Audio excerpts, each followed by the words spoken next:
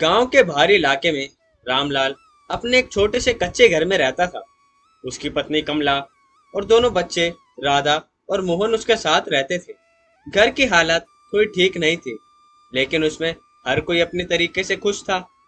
उनके घर में रसोई एक छोटे से कोने में बनी हुई थी, जहाँ एक मिट्टी का चूल्हा था और कुछ बर्तन रखे हुए थे। कमला खाना बनाते हुए रामलाल से कहती है, आज घर में थोड़ा ही आटा बचा है, खाने के लिए भी मुश्किल हो रही है। क्या हम कुछ इंतजाम कर पाएंगे? रामलाल चिंतित स्वर में कहता है, मैं भी यही सोच रहा हूँ। खेत से इस बार फसल अच्छी नहीं हुई है और बाजार में भी दाम गिर गए, लेकिन हम हिम्मत नहीं हारेंगे। कुछ ना कुछ रास्ता जरूर निकाल लेंगे। रामलाल की बेटी राधा आंगन में खेलते हुए कहती है, माँ, आज खाने में क्या बना है? कमला हंसते हुए कहती है, बेटी, आज जो है उसी से कुछ बना दूंगी। तुम और मोहन तो हमेशा हर खाने में खुश रहते हो।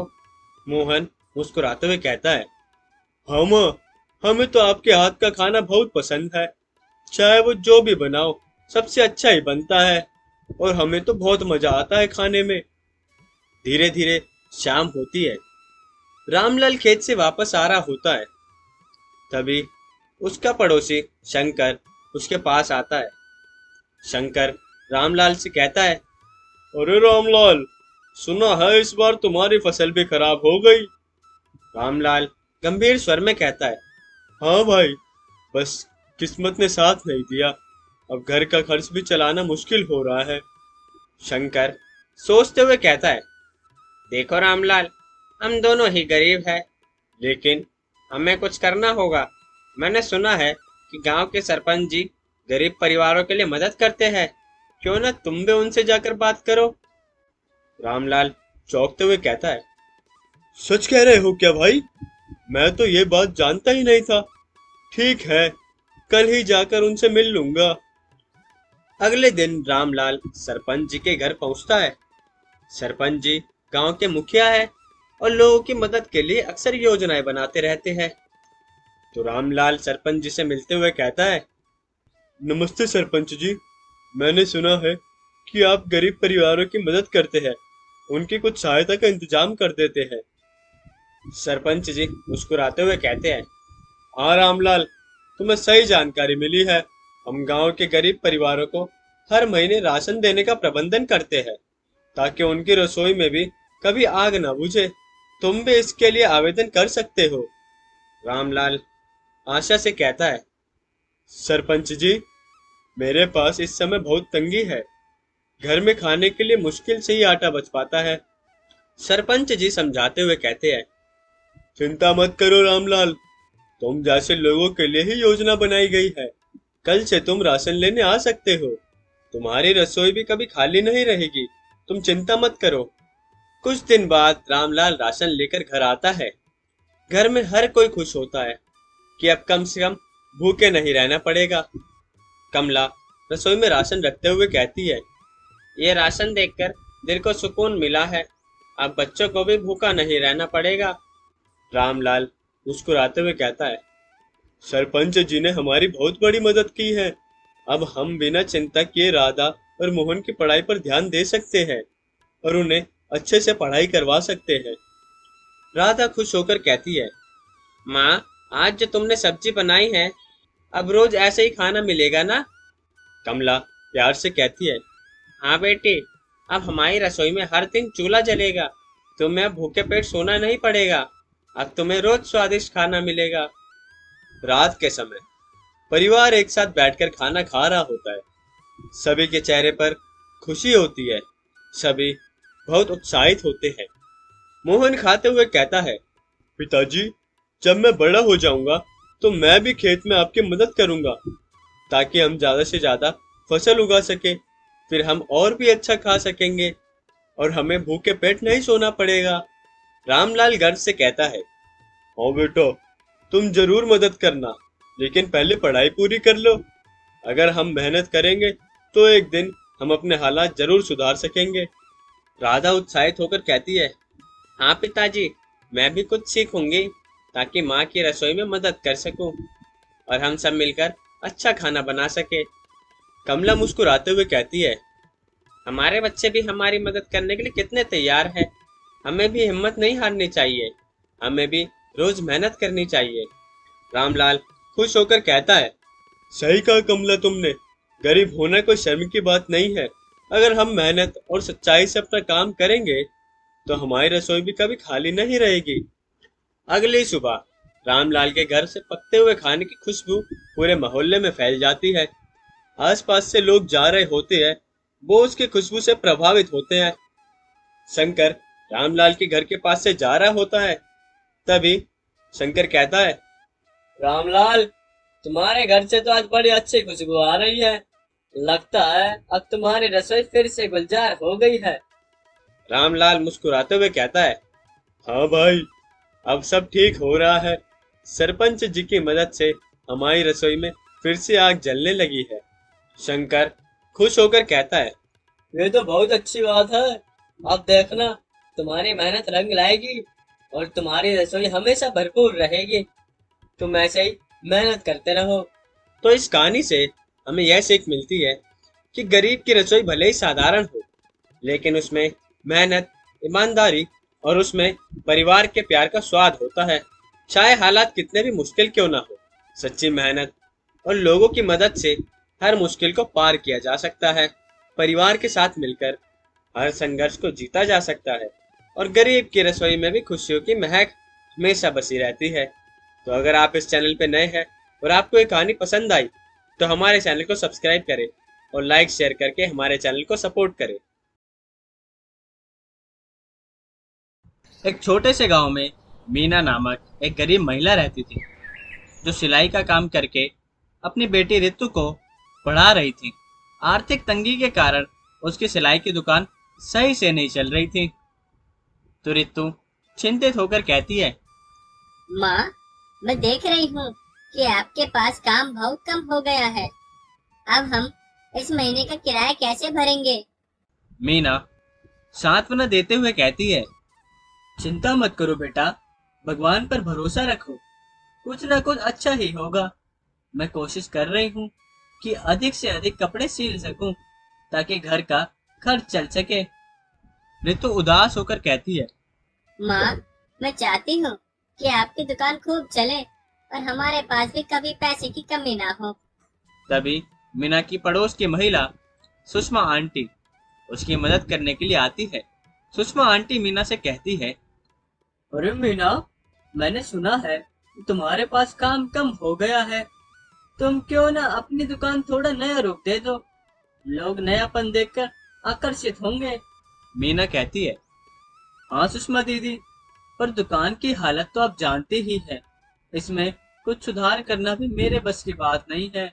सुषमा आंटी उत्साहित होकर कहती है, एक बात मानो तो कुछ नए डिजाइन और ढंग से कपड़े सिल कर दिखाओ। मैं गांव की अन्य महिलाओं से तुम्हारे काम के बारे में बात करूंगी। मीना कहती है, दीदी, आपका यह सुझाव तो मुझे बहुत अच्छा लगा। मैं जरूर अपनी सिलाई में कुछ नया करने की कोशिश करूंगी। रितु अपनी माँ को दुकान में नई डिजाइन और फैशन के बारे में बताने का विचार करती है। वह अपनी माँ की मदद करना चाहती है। रितु उत्साहित होकर कहती है, माँ, मैंने सोचा है कि हम कुछ नए डिजाइन के कपड़े सिलना। मैं इंटरनेट पर देखकर आपको कुछ नए ढंग के कपड़े दिखाऊंगी। शुरू कर दे, जो लोग पहनना पसंद करेंगे। मीना चिंता में कहती है, पर रितु, हम नए कपड़े और डिजाइन का सामान खरीदेंगे कैसे? हमारे पास तो पहले से ही पैसे की तंगी है। रितु आश्वासन देते हुए कहती है, माँ, थोड़ा थोड़ा करके हम पैसे जोड़ सकते हैं। बस एक बार लोग हमारे काम को पसंद करने लगे, फिर हमारे पास काम की कमी नहीं रहेगी।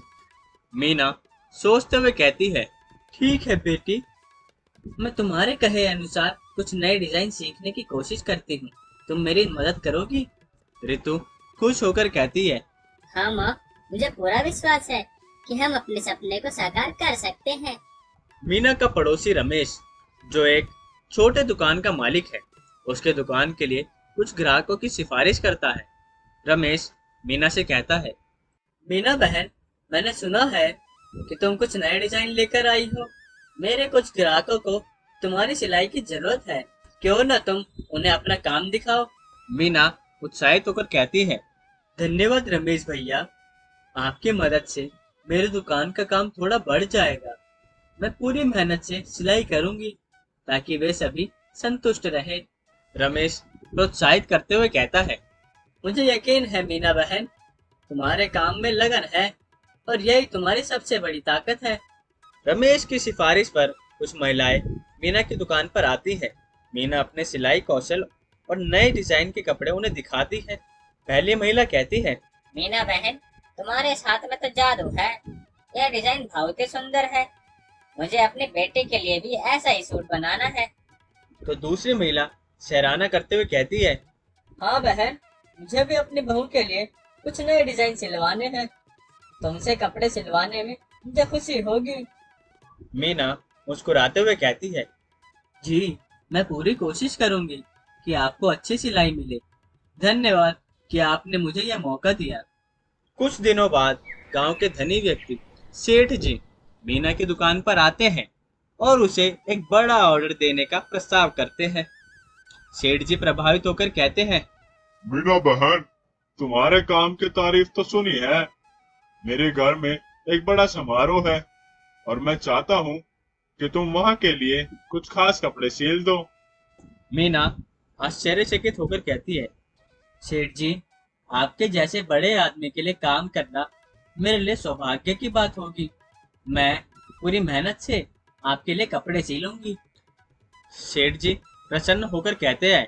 मुझे तुम पर पूरा भरोसा है और इस ऑर्डर के साथ ही मैं तुम्हारे काम को प्रोत्साहन देने के लिए कुछ और मदद भी कर दूंगा। सेठ जी का ऑर्डर पूरा करने के बाद मीना का नाम गांव में फैलने लगता है। उसके दुकान में ग्राहकों की भीड़ बढ़ जाती है और वह अपने जीवन में नई सफलता का अनुभव लेती है। ऋतु खुश होकर कहती है। माँ, देखो, हमारी मेहनत का फल मिला है हमें। अब हमारी दुकान पूरे गांव में मशहूर हो रही है। मीना भावुक होकर कहती है। हाँ बेटी, यह सब तुम्हारी मदद और मेहनत से ही संभव हुआ है। अब मुझे यकीन है कि हम अपनी जिंदगी में कभी हार नहीं मानेंगे। तभी सुषमा आंटी मुस्कुराते हुए कहती है। मीना, तुमने अपनी मेहनत से और हिम्मत से एक मिसाल कायम कर दी है। अब तुम्हारी दुकान सिर्फ एक दुकान नहीं है, ये दूसरों के लिए प्रेरणा भी बन गई है। मीना गर्व से कहती है। हाँ दीदी, मैंने सीखा कि कोई भी काम छोटा नहीं होता। मेहनत और ईमानदारी से हर सपना पूरा किया जा सकता है। तो इस कहानी से हमें यह सीखने को मिलता है कि आत्मविश्वास, मेहनत और लगन से किसी भी सपने को साकार किया जा सकता है। मीना ने कठिनाइयों का सामना करते हुए अपनी बेटी ऋतु की मदद ली और अपने काम को आगे बढ़ाया और मीना गांव में एक प्रेरणा बन गई। ये कहानी हर उस व्यक्ति के लिए प्रेरणा है जो कठिन परिस्थितियों में भी हार न मानते हुए अपने सपनों के लिए संघर्ष करता है। और कमेंट करके जरूर बताना कि कौन कौन सिलाई का काम करता है। अगर आपको ये कहानी पसंद आई तो हमारे चैनल को सब्सक्राइब करें और लाइक शेयर करके हमारे चैनल को सपोर्ट करें ताकि आपकी सिलाई की दुकान भी चल सके। छोटे से गांव में एक सुनीता नामक औरत रहती थी। एक गरीब माँ है जो अपने बच्चों का पेट पालने के लिए संघर्ष कर रही है। अपने परिवार का सहारा बनने के लिए वह एक छोटा सा शॉपिंग का सामान लेकर शनि बाजार में अपनी दुकान लगाने को सोचती है। सुनीता अपने बेटे से कहती है। बेटा, आज हमारा पहला दिन है शनि बाजार में। उम्मीद करती हूँ कि लोग हमारे सामान को पसंद करेंगे। उसका बेटा, जिसका नाम राजू है, वो मुस्कुराते हुए कहता है। हाँ माँ, हम सबके चेहरे पर मुस्कान लाने के लिए यहाँ आए हैं। आप देखना, हम सब ठीक कर देंगे। फिर सुनीता कहती है। हाँ बेटा, बस तुम्हारी मदद और हौसले से ही मैं यह कदम उठा सकती हूँ। सुनीता की सहेली मीना पहले से ही शनि बाजार में सब्जी बेचती थी। सुनीता को वहाँ के तौर तरीके सीखने पड़ेंगे। मीना सुनीता से कहती है। अरे सुनीता, मैं तो खुश हूँ कि तुमने भी यहाँ आकर दुकान लगाने का सोचा। ये शनि बाजार छोटा है और यहाँ हर चीज सस्ती मिलती है। और ग्राहकों की कमी भी नहीं होती। सुनीता मुस्कुराते हुए कहती है, हाँ मीना, कुछ पुराने कपड़े, खिलौने और घर के छोटे मोटे सामान लेकर आई हूँ। देखना है कोई खरीदेगा या नहीं। मीना उत्साहित होकर कहती है, तुम चिंता मत करो, हर किसी को यहाँ कुछ ना कुछ चाहिए होता है। मैं तुम्हें ग्राहकों से बात करने का सही तरीका सिखा दूंगी। तुम्हें अच्छे से मुस्कुराते रहना होगा और ग्राहकों की पसंद को समझना होगा। सुनीता कहती है, धन्यवाद मीना, तुम हमेशा मेरी मदद करती हो। मुझे बहुत हिम्मत मिलती है तुम्हारे साथ। कुछ ही समय बाद एक महिला, सीमा, उसके दुकान पर आती है और सुनीता की इस दुकान पर सामान देखना शुरू कर देती है। सीमा सामान देखते हुए कहती है, बहन जी, ये छोटे छोटे कपड़े कितने के दिए हैं? सुनीता कहती है, ये 50 रुपए के हैं। आपके बच्चों के लिए एकदम आरामदायक होंगे। सीमा संकोच में, क्या थोड़े कम में नहीं देंगे? मैं एक से ज्यादा लेने का सोच रही हूँ। सुनीता कहती है, अच्छा, अगर आप 2 लेती है तो मैं आपको 90 रुपए में दे दूंगी। सीमा खुश होकर, बहुत अच्छे बहन जी, मुझे यह सौदा पसंद आया। बच्चों के लिए इतने अच्छे कपड़े सस्ते से मिल रहे हैं, मैं तो खुश हो गई हूँ। सीमा खुश होकर कपड़े खरीद लेती है और सुनीता के चेहरे पर भी संतोष और खुशी की चमक होती है। राजू अपनी माँ की दुकान के पहले दिन बहुत खुश होता है। राजू माँ से कहता है, माँ, देखो ना, कितने सारे लोग हमारे पास आ रहे हैं, सामान भी देख रहे हैं और मुझे लगता है कि सबको सामान पसंद भी आएगा। सुनीता प्रसन्न होकर कहती है, हाँ बेटा, तुम्हारी हिम्मत और मेहनत ही हमें यहाँ तक लाई है। भगवान की कृपा से हम एक दिन यहाँ बड़े ग्राहक बटोरेंगे। कुछ समय बाद बाजार के मालिक सेठ रमेश सुनीता की दुकान पर आते हैं और उसके सामान की तारीफ करने लगते हैं। सेठ रमेश कहते हैं, अरे वाह सुनीता बहन, तुम्हारे पास तो बहुत अच्छे अच्छे सामान है। तुम्हारी मेहनत साफ दिखाई दे रही है। सुनीता विनम्रता से कहती है, सेठ जी, बस आपकी कृपा है। आप हमें यहाँ आने और दुकान लगाने का मौका दे रहे हैं, यही हमारे लिए बहुत बड़ी बात है। सेठ रमेश हौसला बढ़ाते हुए कहता है, मैं चाहता हूँ कि तुम इस बाजार में आगे बढ़ो। तुम जितनी मेहनत करोगी उतना ही फल मिलेगा। सुनीता कहती है, धन्यवाद सेठ जी, मुझे उम्मीद है कि इस बाजार से हम अपने बच्चों को एक अच्छा जीवन दे पाएंगे। कुछ हफ्ते बाद सुनीता की दुकान में लोग नियमित रूप से आने लगते हैं। मीना और राजू उसकी मदद करते हैं। ग्राहकों के साथ मिलकर दुकान का माहौल और भी बढ़िया बना देते हैं। मीना खुश होकर कहती है, देखो सुनीता, तुम्हारी मेहनत रंग ला रही है। लोग तुम्हारे सामान को पसंद कर रहे हैं और अब तुम्हारे पास ढेर सारे ग्राहक आते हैं। तभी सुनीता आभार से कहती है, ये सब तुम्हारी मदद और हमारे बच्चों के लिए है। हमारी मेहनत का नतीजा है ये। मीना, मुझे अब यकीन है कि हम अपने बच्चों के लिए अच्छा भविष्य बना सकते हैं।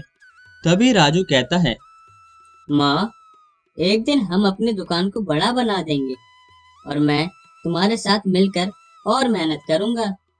सुनीता प्रसन्न होकर कहती है, हाँ बेटा, हम दोनों मिलकर जरूर अपने सपनों को पूरा करेंगे। कुछ समय बाद सुनीता की दुकान पूरे सनी बाजार में मशहूर हो जाती है। उनकी मेहनत, सच्चाई और ग्राहकों के साथ ईमानदारी से व्यवहार करने का उसे बड़ा लाभ मिलता है। सेठ रमेश प्रसन्न होकर कहते हैं, सुनीता बहन, तुमने अपनी मेहनत से इस बाजार में एक मिसाल कायम की है। आज तुम्हारी दुकान में ग्राहकों की भीड़ देखकर मुझे बहुत गर्व है। सुनीता आभार व्यक्त करते हुए कहती है, सेठ जी, ये सब आपकी ही मदद से हुआ है। आपने हमें यहाँ जगह दी और हमें ये अवसर दिया। आज मैं अपने बच्चों को एक बेहतर जिंदगी देने का सपना पूरा होते हुए देख रही हूँ। ये सब आपकी कृपा है सेठ जी। राजू मुस्कुराते हुए कहता है, माँ, अब मैं भी बड़ा होकर तुम्हारे साथ दुकान में काम करूंगा और इसे और भी बड़ा बनाऊंगा। सुनीता भावुक होकर कहती है, हाँ बेटा, अब हमारा यह सपना सिर्फ तुम्हारा और मेरा नहीं, बल्कि हमारे पूरे परिवार का है। साथ खड़ी मीना मुस्कुराते हुए कहती है, तुमने साबित कर दिया कि मेहनत और ईमानदारी के बल पर हर मुश्किल को पार किया जा सकता है। तो इस कहानी से हमें यह सीख मिलती है कि कठिन परिस्थितियों के बावजूद मेहनत, ईमानदारी और आत्मविश्वास के साथ अपने सपनों को पूरा किया जा सकता है। सुनीता ने सैन्य बाजार में एक छोटा सा काम शुरू किया और अपनी मेहनत से उसे बड़ी सफलता में बदल दिया। ये कहानी हर उस व्यक्ति के लिए प्रेरणा है जो संघर्ष कर रहा है और एक बेहतर जिंदगी की तलाश में है। तो आप भी कमेंट करके बताइए कि आप क्या काम करते हैं, और अगर आपको यह कहानी पसंद आई तो हमारे चैनल को सब्सक्राइब करें और लाइक शेयर करके हमारे चैनल को सपोर्ट करें। एक छोटे से गांव में किरण नामक महिला रहती थी। किरण एक मेहनती और ईमानदार माँ थी जो अपने बेटे रोहित को पढ़ाने में आगे बढ़ाना चाहती थी। उसके पास पैसे की कमी थी और किसी भी तरह वह अपने बेटे को अच्छे स्कूल में दाखिला दिलाना चाहती थी। किरण चिंता में डूबते हुए कहती है, बेटा, तुम्हारे स्कूल की फीस बढ़ गई है। मैं चाहती हूँ कि तुम अच्छे से पढ़ो और एक बड़े आदमी बनो, पर समझ नहीं आता कि ये पैसे कहाँ से लाऊं। तभी रोहित माँ का हाथ पकड़ते हुए कहता है, माँ, तुम चिंता मत करो, मैं अपने स्कूल में जैसे अब तक पढ़ता आया हूँ वैसे ही पढ़ लूंगा, और आपको पैसे की इतनी परेशानी नहीं उठानी चाहिए, मैं सब ठीक कर दूंगा। तभी किरण धैर्य से कहती है, बेटा, यह सब तुम्हारे उज्जवल भविष्य के लिए है। मैं चाहती हूँ कि तुम्हें वह सारी सुविधाएं मिले जो एक होनहार छात्र को मिलने चाहिए। किरण अपनी पड़ोसन और सहेली शोभा से अपनी समस्या का हल पूछती है। शोभा उसे बताती है और सुझाव देती है। शोभा किरण से कहती है, देख किरण, मैं जानती हूँ तेरे लिए यह मुश्किल है, पर अगर तू अपने सोने के कंगन बेच दे तो तेरा बेटा अच्छे स्कूल में पढ़ सकता है। किरण हैरान होकर कहती है, सोने के कंगन? अरे, यह कंगन मेरी शादी के वक्त के हैं, परंतु अगर मेरे कंगन बेचने से रोहित का भविष्य बन सकता है तो मैं यह कुर्बानी देने को तैयार हूँ। शोभा समझाते हुए, हाँ, बच्चों के लिए हमें त्याग करना ही पड़ता है। तू रोहित के लिए यह कर रही है, और एक माँ के लिए अपने बच्चे का भविष्य सबसे बड़ा होता है। किरण अपने पुराने परिचित सुनार जगदीश भाई के पास जाकर अपने सोने के कंगन बेचने का निर्णय लेती है। किरण संकोच में, जगदीश भाई, मुझे कुछ पैसों की जरूरत है और इसके लिए मुझे अपने ये कंगन बेचने पड़ेंगे। क्या आप इन्हें खरीद लेंगे? जगदीश भाई आश्चर्य से कहता है, अरे किरण बहन, ये तो तुम्हारी शादी के कंगन है। क्या हुआ जो तुम इसे बेचने आई हो? किरण दुखी होकर कहती है, मेरे बेटे रोहित को एक अच्छे स्कूल में पढ़ाई का मौका मिला है, पर हमारे पास उसकी फीस भरने के पैसे नहीं है। मैं कंगन बेचकर उसकी पढ़ाई का खर्च उठाना चाहती हूँ। जगदीश भाई, बहन, माँ का प्यार कितना महान होता है, आज तुमसे यह सीखने को मिला। तुम चिंता मत करो, मैं तुम्हें इन कंगनों का उचित दाम दे दूंगा। किरण भावुक होकर, बहुत धन्यवाद जगदीश भाई, बहुत धन्यवाद। मुझे यह कदम उठाना तो पड़ा, पर खुशी है कि रोहित का भविष्य बेहतर बनेगा। कुछ समय बाद रोहित अपने नए स्कूल में पढ़ाई करने जाता है। उसकी कड़ी मेहनत और समझदारी से अध्यापक उसे सराहते हैं और उसकी पढ़ाई में भी मदद करते हैं। अध्यापक रोहित से कहते हैं, बेटा, तुम्हारी पढ़ाई में रुचि है और मेहनत देखकर मुझे यकीन है कि तुम एक दिन अपने माता पिता का नाम रोशन करोगे। रोहित विनम्रता से, हाँ सर, मेरे लिए यह सब मेरी माँ की वजह से मुमकिन हुआ है। उन्होंने मेरे लिए अपने कंगन बेच दिए ताकि मैं यहाँ पढ़ाई कर सकूं। अध्यापक प्रभावित होकर, तुम्हारी माँ का ये त्याग तो सच में प्रेरणादायक है। तुम्हें इसे याद रखना चाहिए और उन्हें गर्व महसूस कराने के लिए मेहनत करनी चाहिए। रोहित धीरे धीरे पढ़ाई में आगे बढ़ता है और अपनी माँ के त्याग को ध्यान में रखकर मेहनत करता है। कुछ सालों बाद वह अपनी पढ़ाई में उत्कृष्ट प्रदर्शन करता है और एक प्रतिष्ठित पद हासिल करता है। रोहित खुशी से, माँ, आज मैं जो कुछ भी हूँ वह आपकी वजह से हूँ। आपके त्याग ने मुझे वह मुकाम दिलाया है जिसका मैं हमेशा यह सपना देखता था। किरण आंखों में आंसू भरते हुए कहती है, बेटा, यह सब तुम्हारी मेहनत का फल है। मुझे खुशी है कि मेरी कुर्बानी ने तुम्हें एक बेहतर भविष्य दिया। रोहित भावुक होकर कहता है, माँ, आपके दिए गए उस त्याग को मैं कभी नहीं भूल सकता। अब मैं चाहता हूँ कि आपको वह सारी खुशियाँ दूं जिनकी आपने कल्पना की थी। किरण गर्व से कहती है। बेटा, मुझे तुम पर गर्व है। ये मेरी सबसे बड़ी खुशी है कि तुम मेरी सारी उम्मीदों पर खरे उतरे हो। तो इस कहानी से हमें यह सीखने को मिलता है कि माँ के त्याग और बच्चे की मेहनत से ये साबित होता है कि अगर माता पिता अपने बच्चों के लिए त्याग करते हैं तो बच्चे भी उनके सपनों को साकार करने की पूरी कोशिश करते हैं। यह कहानी हर उस व्यक्ति को प्रेरणा देती है जो अपने परिवार के लिए संघर्ष कर रहा है और अपने सपनों को साकार करने के लिए त्याग करने से नहीं हिचकिचाता। अगर आपको यह कहानी पसंद आई और आप हमारे चैनल पर नए हैं तो हमारे चैनल को सब्सक्राइब जरूर करें और लाइक शेयर करके हमारे चैनल को सपोर्ट करें और कमेंट करके जरूर बताएं कि आपको यह कहानी कैसी लगी।